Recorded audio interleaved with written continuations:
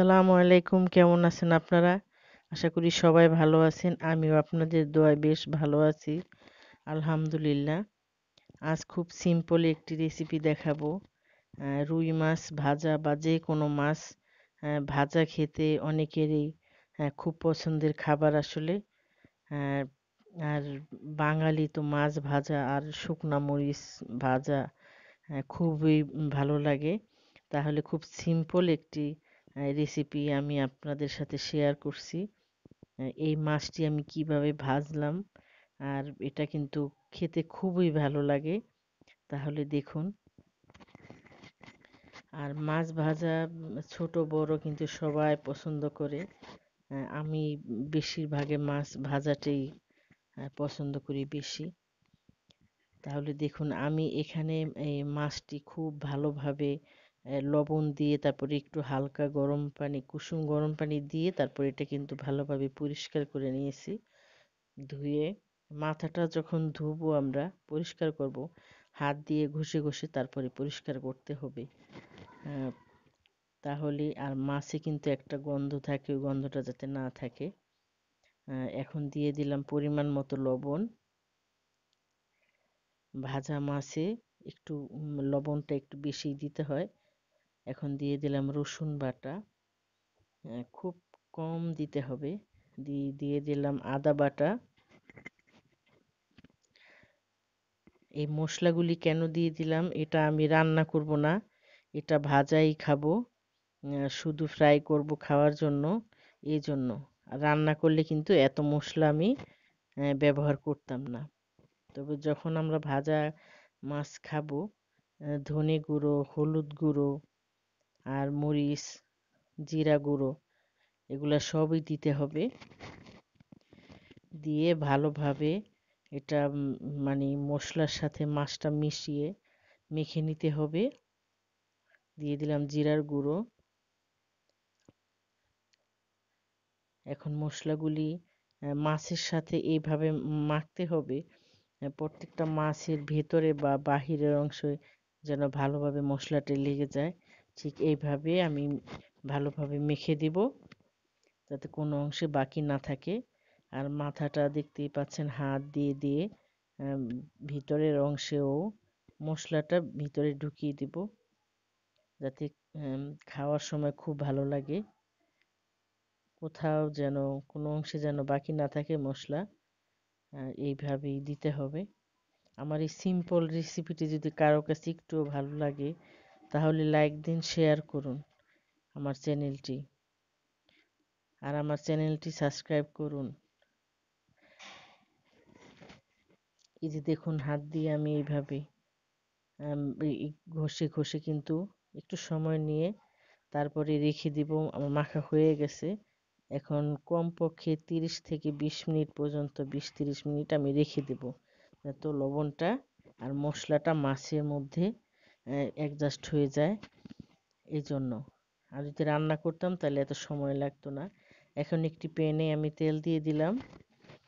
তবে যখন ভাজা মাছ খাবো, তখন কিন্তু তেলটা একটু বেশি দিতে হবে, যাতে ফ্রাইটা খুব সুন্দরভাবে হয়, এই জন্য। তবে মাছটা সব দিকে ঘুরিয়ে ঘুরিয়ে তারপর ভাজতে হবে। বিশেষ করে মাথাটা যখন ভাজবো, রান্না করলে কিন্তু মাথার মধ্যে মশলাটা ঢুকে, বা ঝোল দিয়ে আমরা রান্না করি, সিদ্ধ হয়। যখন এইভাবে ফ্রাই করি, তখন কিন্তু ওইভাবে এরকম মিডিয়াম আঁচে ভাজতে হবে। চুলার আগুনটা যদি আমি হাইতে দিয়ে রান্না করি, ফ্রাই করি, তাহলে কিন্তু উপরের সাইড পুড়ে যাবে, ভিতরে ভাজা হবে না। এটা উল্টে পাল্টে তারপরে মানে যেভাবে খুব সুন্দরভাবে যেন ভিতরে এবং বাহিরের দোনো সাইডই ভালোভাবে মচমচে করে ভাজা হয়, এইভাবে ভাজতে হবে। কোনো অংশে যেন কাঁচা না থাকে, ওই দিকে খেয়াল করে তারপরে ভাজতে হবে। বিশেষ করে মাথাটা একেবারে চারপাশে ঘুরিয়ে ঘুরিয়ে তারপরে ভাজতে হবে। আমি আগেই বলেছি, খুব সিম্পল একটি খাবার। আর মাছটা উম, খেতে রান্না করলে আমাদের বাসায় রুই মাছটা রান্না করলে আহ, সবজি দিয়ে বেশি একটা পছন্দ করে না, তারপরও মাঝে মধ্যে আহ, মানে ছেলেরাই বেশি পছন্দ করে না, ফ্রাই করি খাওয়া হয় বেশিরভাগে।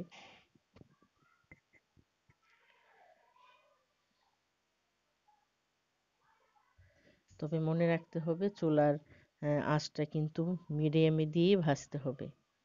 আপনারাও দেখতে পাচ্ছেন যে আমি কিন্তু চুলার আঁচটা মিডিয়ামে দিয়েই ভেজে নিচ্ছি।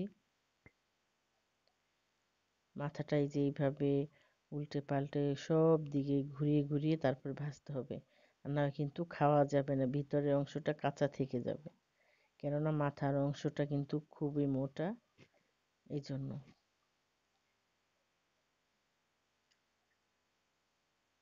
এইভাবে করে আমি সময় নিয়ে তারপর ভাজবো, ভেজে নেব সব মাছ, যাতে মচমচে হয়ে যায়, খেতেও খুব ভালো লাগে। মাছ ভাজা হয়ে গেছে,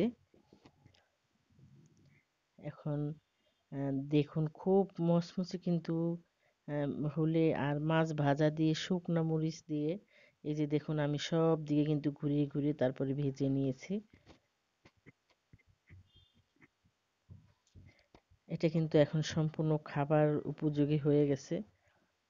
এই যে দেখুন মাছটা একটু আহ, মানে মাঝারি সাইজের মাছটা আমি নিয়েছি, কেননা আমি এইভাবে পরিবেশন করব, এই জন্য আমি যাতে প্লেটে আমি সাজিয়ে দিতে পারি। তাহলে দেখুন তো, সিম্পল একটি খাবার যদি এইভাবে আমরা পরিবেশন করি, আম, তাহলে কিন্তু দেখতেও ভালো লাগে এবং খেতেও ভালো লাগে। আপনারা কি বলেন? যদি কোনো প্রশ্ন থাকে তাহলে কমেন্ট বক্সে লিখে জানান।